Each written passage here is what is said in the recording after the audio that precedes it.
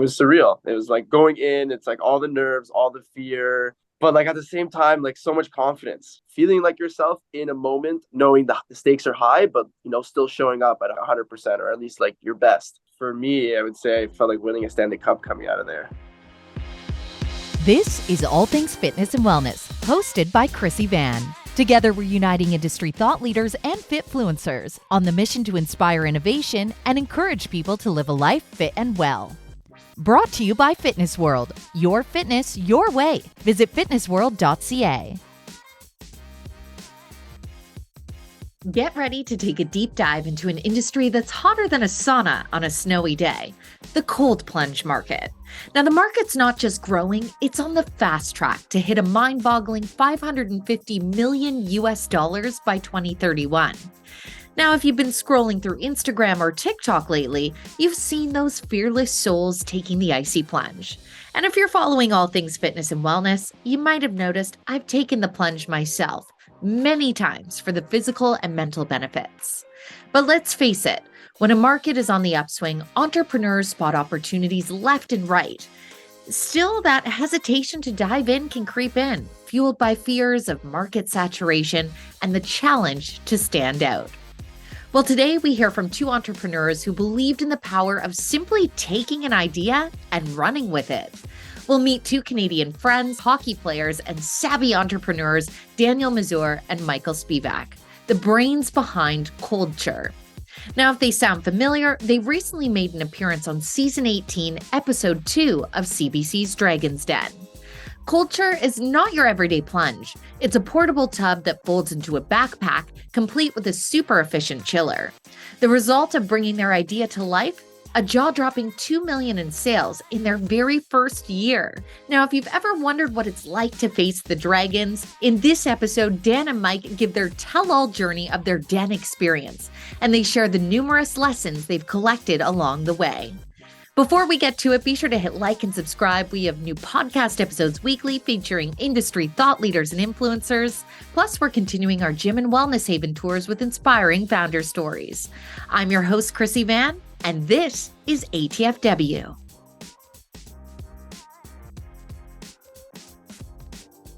Well, you're definitely making quite literal waves because we all know not everyone gets into a cold tub gracefully.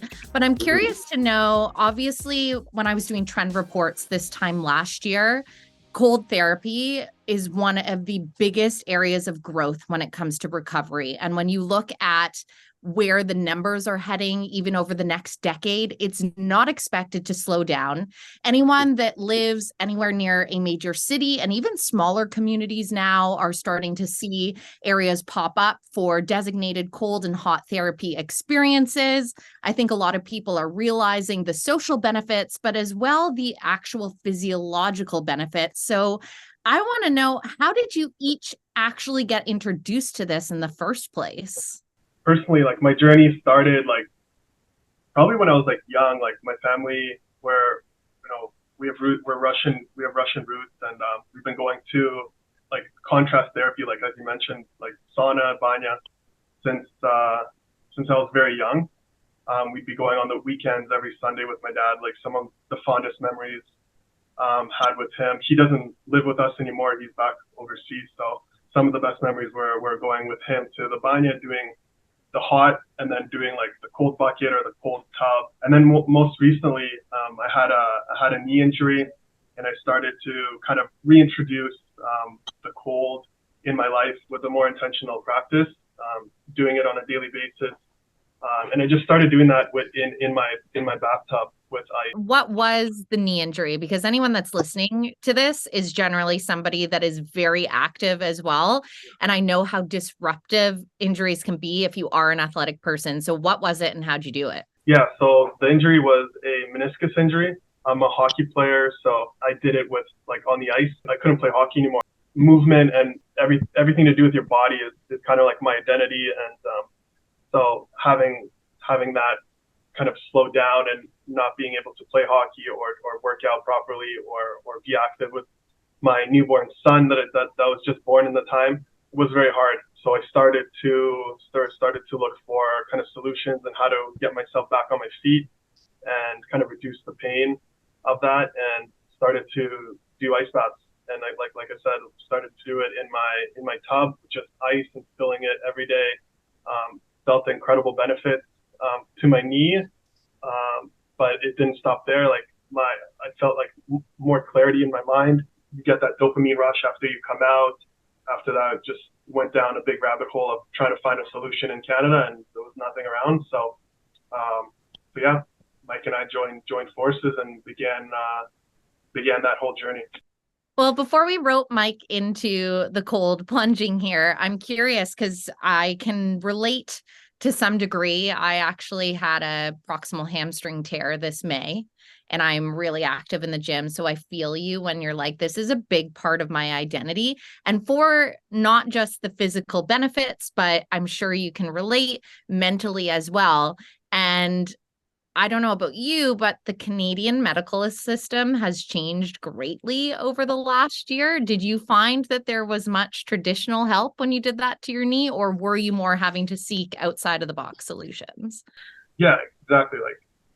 Especially this was during like the big peak of COVID time. So I was put on a big wait list a long wait list to get knee surgery, to get like the arthroscopic surgery.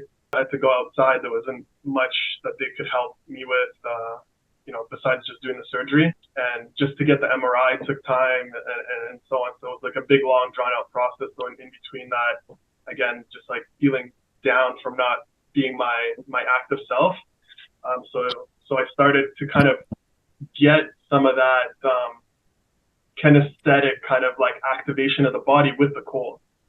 Yeah, because I mean, I think it is one of those things for us. Obviously, we're grateful you don't get a bill at the end of your healthcare experience, but certainly over the last couple of years, the waits are long. And when you have an injury like that, the longer you wait and doing nothing, the repercussions can be so much greater as well. Now, Dan, you grew up with this, so you were familiar. Mike, how do you get roped in? Because I have been that friend that's like, hey, you want to go get in an ice cold tub? Where do you start entering the equation here?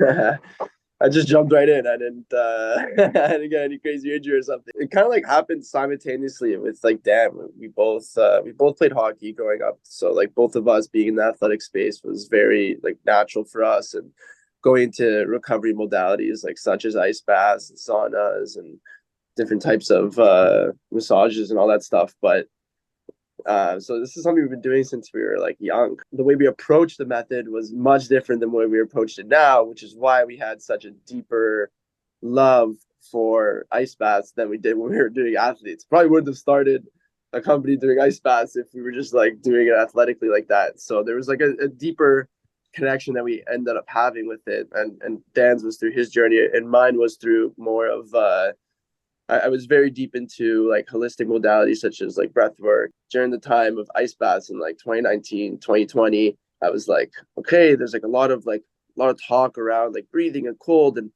how they go together. And I was like, okay, like I'm already heavily into breath work. Been doing it for like 3-4 years at this time. I was like, okay, I'm gonna do a 60-day cold plunge challenge and see how I can like adapt to the breath and see what different patterns come up when I go in, and then also see like my overall the impact that it had on my day. So I did like 60 days straight.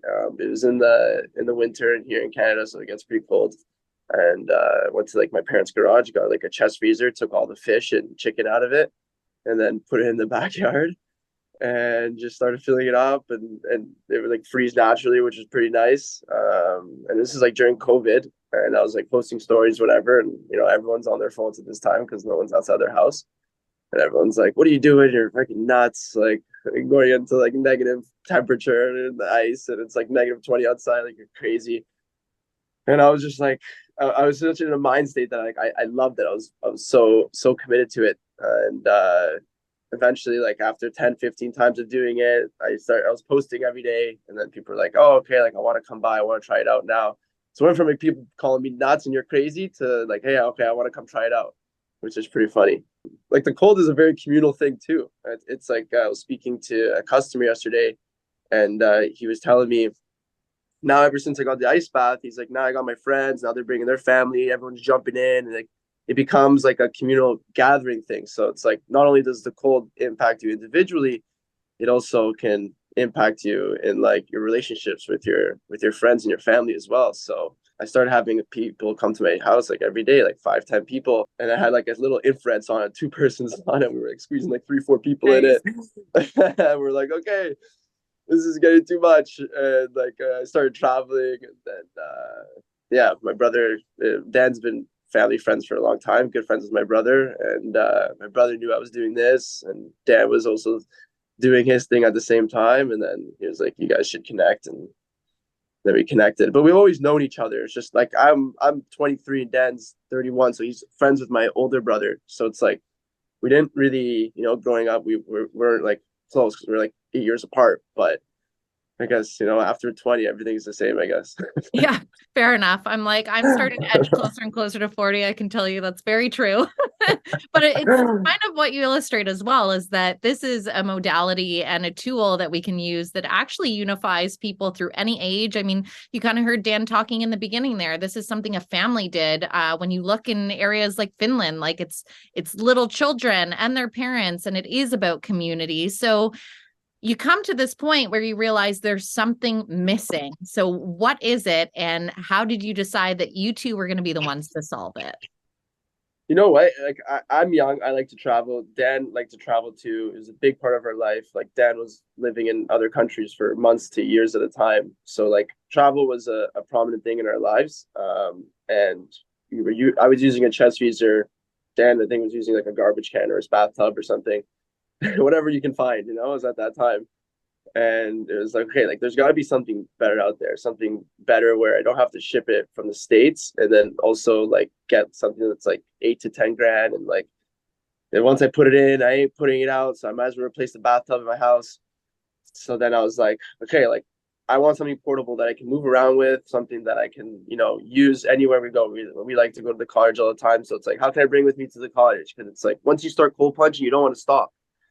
It's like you build it into your lifestyle. So it's like that at least was the initial spark. The need was just having something that's always ready, consistent, and clean.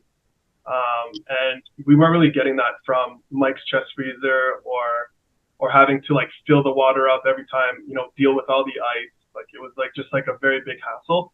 And in terms of like our actual like initial product, we wanted to have a product that is portable, but the portability aspect actually makes it very convenient to ship and to move around. As a business, essentially, you want to be successful with it. You don't want to get clobbered by these big challenging like shipping, logistics, and all that kind of stuff. So that was a big bonus too in the way that we kind of like launched the business in the beginning was, hey, like let's create a product that is portable, but also that features like easy shipment and logistics. Many people are like, oh, there's a problem and something missing from the market. How great if something existed. It's a whole other reality to actually follow through and create a product. So how did the two of you have the know-how to go from, we have this great idea, to actually creating a tangible product that fulfilled your vision? It's actually a really interesting question.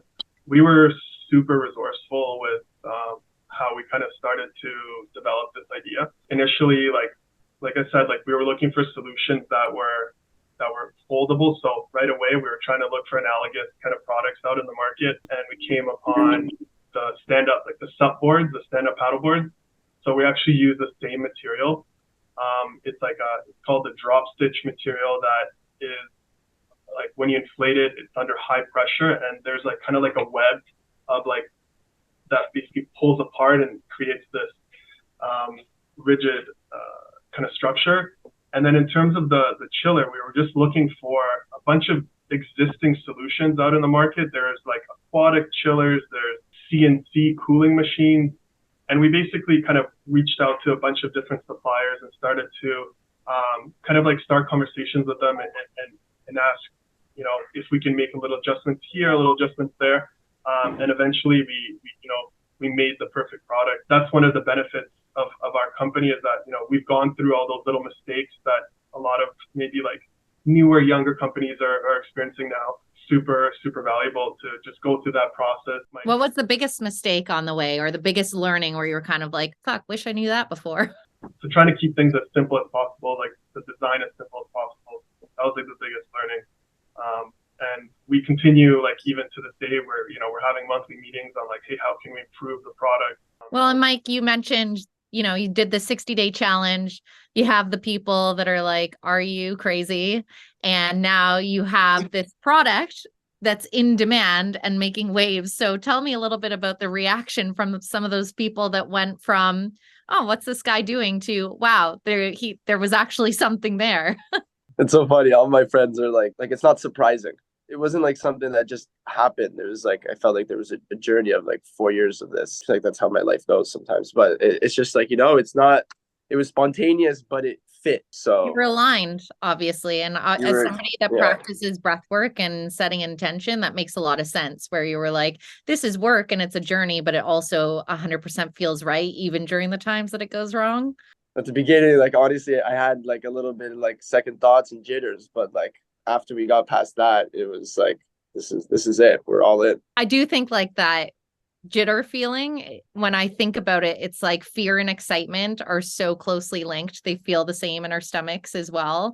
And I think it's the importance of knowing when you push through that fear and then you get to enjoy all the excitement on the other side, because it's very easy as humans to back down when we feel that, or allow all those second thoughts to shut it down. But I think the fact that you were so practiced as well is probably why you're like, I'm going to just submit and go for this, and go for it. You did. What made you to apply to Dragons Den? How does this happen? We had a plan to do it this year. We actually forgot about it. And then my brother called us. He's like, yo, you guys are fucking, what are you sleeping out here? You got to do it. And we're like, oh shit, we forgot. So then we replied, like, I think like the last month of like being able to apply, we sent in the application. Then they got back to us like fairly quickly. We had to do like a 60-second elevator pitch. That was so funny. And then we're like sitting there trying to perfect the pitch, like changing like the things like so many times. And like at the end, it doesn't even matter. They just really want to like see like how you are on TV, less about like how good the pitch is. Because once you get in, you're working with the producer and like you have like, I don't know, 4 months it was to like perfect the pitch. So it's like we're just stressing about like other things, which is what you do when you're in that state. So we applied, they called us, we did like a live interview, and it was like a mock interview of like them basically acting as if they were the dragons, and then like asking us questions. We did the pitch at the beginning, and then like we did it, and like I was in Florida at this time and Dan was there, and then we did it. And then afterwards, I was just like, I couldn't, honestly, I was very, very high strung that day. Like after the interview that we did, I was like super nervous. I was calling down. I was like, do you think we did good? Like, you sure? Like, could we have been better here? I was like with my parents too in Florida as well. I was there with my family. So I was like, guys, I think I fucked it up. I think I messed up. I don't think we're going to make it. Everyone's like, you're going to make it. You're fine. I'm like, I don't know. Was this just kind of like an audition interview thing? Yeah, it's basically what you would do on the pitch, but in an interview form, essentially. Right. Over Zoom. So then how do you find out that like you've made it, and what does that feel like for you two to be like, oh, you actually get to go and do this? So the process was you submit the application online, you do that 30-second pitch, and then they call you back for an interview with like the panel of producers. You do that, and then after they're like, okay, we'll tell you within like until like April. This is February. So we're like, oh my God, we're gonna have to wait so long. And then within the next couple of weeks, they sent us like an email, be like, hey guys, we have a couple of questions. We just wanna talk to you, clarify a couple of things. So then our producer started asking us questions, being like, okay, like what does it mean to you to be on the show, and blah blah blah. And then at the end, he drops like a big hammer, like being like, oh, by the way, you guys are on. Did you suspect anything at all, or were you full tilt surprised? No, we were full tilt surprised. Good. On mode, like with in terms of like, answering the questions so diligently, like giving like full answers. And it was just like him just kind of like playing along with it. That's like the best day ever for that producer. What a job to then just like wait and make someone's day, right? Yeah. He tried to like trick us out. He's like, oh, like we need to know like one last thing before we can put you through or not. Like going back a little bit, like on like why we applied. I think a big motivator was like, hey, like I same with Mike. Like we've always been like so entrepreneurial. Like we've been like, personally, I've been like cutting grass since I was like a little kid, like shoveling snow whenever there was like a big like snowfall. We grew up watching the show. I mean, so it was always kind of like an aspiration. And when we had the opportunity, like, hey, like, you know what, like we're in a position to actually be on the show and like pitch and maybe like inspire, some other like individuals like we were when we were smaller and watching the show. You find out that you're going on the show, and I'm like, what happens next? Like, what preparations in between? And then how does it work? Basically, because I mean, we only see the final product, right? Lots of prep. I had our whole team, everyone who works with Coldture, like being the judges, like testing us. We were doing like when we were practicing, we would put on like the Dragons Den or Shark Tank like theme songs. So like do, like that's I'm not even like saying it right, but you know what it is. And we would like play that out, like walk, like do. Then we go, okay, hello, my name is Michael, and we did it like 100 times, and like day over day over day, we stayed up late, like setting the day up, we like running, like doing sprints. I'm like doing my pitch while I'm running to see if I can do it like in like a higher like elevated heart rate. Smart. Dan's doing it like pitch in the ice tub. Yeah. Well, and how did you figure out what you were going to ask for as well? Because it's one thing to like nail your public speaking, you know your product, you believe in your product, you understand there's a need, you clearly want to grow, but that's an important part too. I mean, you see so many pitches get knocked down because the ask isn't justified or well researched. So did you two kind of collaborate on that, or did you outsource to get a little bit of advice? Definitely advice. Yeah. Brother helped us with that. He's been on Dragons Den before too, so he has some experience there. What was he on there for? His company is Hush Blankets. Oh, right on. Oh, there you go. Yeah. So that's cool. Like full on entrepreneurial family, right on. And so when it's show day, talk me through the day. Boys are nervous. I'm like rapping in the car. We get down and we pick up some towels. We go to Winners to get towels for the Dragons because they're going in the plunge. So we had to get a couple accessories for them. And we just started like talking to the lady at the clerk. Is that what it is? Yeah, at the cash. And we just started doing our full pitch to her. And Dan just goes, "Hi, Dad." I'm like, "I'm Mike. We're here from Gold," in like 60 seconds. And she's like, "What?" Like, and then she just started watching. She's like, "Oh," like, and then Dan started telling a story because in the pitch, it's talking about his knee injury. He's like, "I suffered a devastating knee injury," and she's like, "Oh, no way, are you okay?" So we're doing like that stuff, just like trying to like just do anything, just to get it all out. So then we're practicing in front of our producers. So like each company or brand that's going on to pitch has a dedicated producer that's working with them. I'm working with them through the pitch, like making sure it's all good, all that stuff. So we're doing like a final practice round right before, we're dressed up, put the makeup on, got the mics going, and we're doing the pitch, and then Dan blanks out after like my name is Mike. He looks at me, he's like, ah. But like that could have went many ways. And I think Dan, do you want to touch on it? Just so many emotions and just like the excitement, and the nerves. Yeah, the biggest thing was like Mike was like, instead of being like, "Yo, what are you doing? We're going on in 5 minutes." Mike was like, "Hey, like, it's all good. Like, don't worry, you got this, and like, just like that support like carried me through." And really like the biggest like TSN turning point was like, what you don't know is like every company does this like walkout. So what you do is you do that like initial, like when you walk and you look at the dragon. So every company goes out, does this initial walk, and then goes back. So you do this like stare down. And after we did this like walk out and stare down at all the dragons, we were like, what is this? This is nothing. It's like simple. Walk through the park, and then all the nerves kind of relaxed, and then we were just like in super flow. We did like the second walkout and started our pitch, and yeah, it was just incredible. We pitched for actually a long time, for I think like over an hour. Wow. And they managed to cut it down to like 8 or 9 minutes. Yeah. So yeah, like most of my parts that I was speaking, like all like the number stuff, yeah, they didn't get any like the hard stuff in, which was like, oh, like we like answered that like so flawlessly. They like cut so much. It was like I was watching, I was just like, wow, I cut that part. I was like, damn, I wanted them to put that part in. But they did a good part of like actually capturing Mike. Mike was like the master of like all these little like comments. Oh yeah, they got me on like they made it more of like I feel like they made the show of like more of like a family entertainment like comedy. Yeah. Like it was good. Like it was like they were rooting for us like so much. It felt like when we were talking to them and they were asking the questions, it was like, you know, some people get shredded and grilled and like they were just so it seemed like they were just so nice to us. Like they just really, I guess, liked us because it was like I remember after the show I was like, damn, like that was too good.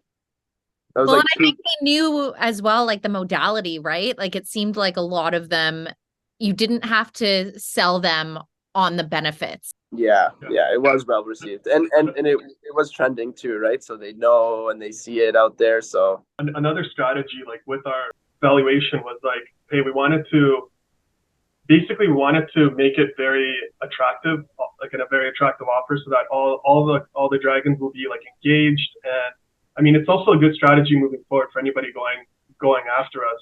Would be like, hey, like don't make your valuation like don't have your ego in the way and have your valuation like so high.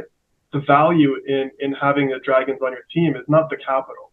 It's not really the capital. Unless you're strapped and like it is capital, then it's another issue. But it's just having their network, their insights, their having them on the cap table, their knowledge and ability to kind of move like major levers in the business. Obviously, people need to tune into your episode of CBC's Dragons Den, which you absolutely can still do because I know it aired earlier. I guess it would have been late September. Yep. I'm like, gosh, this calendar is moving way too fast. But for those that haven't quite seen it yet and they're listening, give us a taste. How'd you do in the den? How did we do? Do we want to spoil it? Every time someone asks me that question, I go like season 18, episode 2. That's fair. That's fair because you definitely want people to check out. But how did you feel in the aftermath of pitching Dragons Den? Let's verbalize it that way because no matter how it went, you still went out there with all this preparation with a product that you brought from concept to reality in a relatively short span of time in a really growing space. For me, I would say I felt like winning a Stanley Cup coming out of there. I don't know what that feels like, but I guess it feels like that. It was surreal. It was like going in, it's like all the nerves, all the fear, but like at the same time, like so much confidence. This is our baby. This is our shit. Like we fucking been doing this for two and a bit years, 2.5 years. And like we live and breathe this thing. We went all in. Like what's to be nervous about? We just went in with just that like complete utter faith. And I think that's just what like brought us into the moment quick. Feeling like yourself in a moment of like nerve-wracking and high stakes is like that's like the best feeling. That's like being clutch in something. That's like, like knowing the stakes are high, but still showing up at 100%, or at least like your best.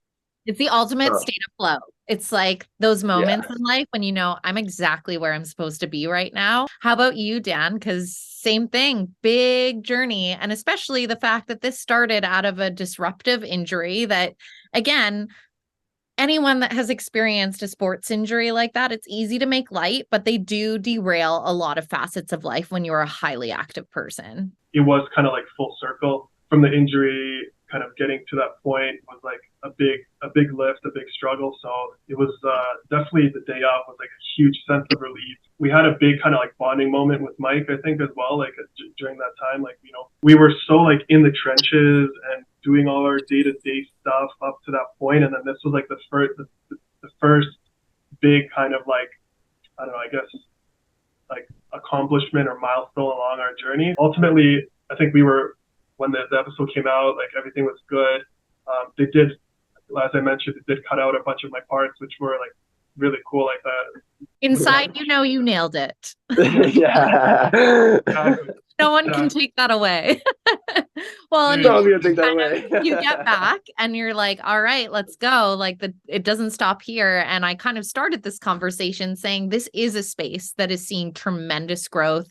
I mean, for me, it's been a part of my life for several years, but more and more I'm seeing either friends that are coming on board or people that have this curiosity. So without spoiling how any deals or no deals went, what are kind of the plans of Coldture going forward? Where do you see it headed? The biggest plans are just more growth, like more innovation, bringing on some new products, continuing to do lots of events, and just sharing the beautiful powers of the cold with as many people as possible. It could be really easy because even when you entered this space, we know there's a lot of people that are also working in this space, coming up with products. And I think more and more on social media and looking through the eyes, and when you're doing your research, it would have been really easy to be like, oh, nobody was doing it your way. But at the same time, kind of like, well, it's a busy space. Maybe it's not for me. Maybe I won't try. Clearly, that's not in the fiber of either of your beings.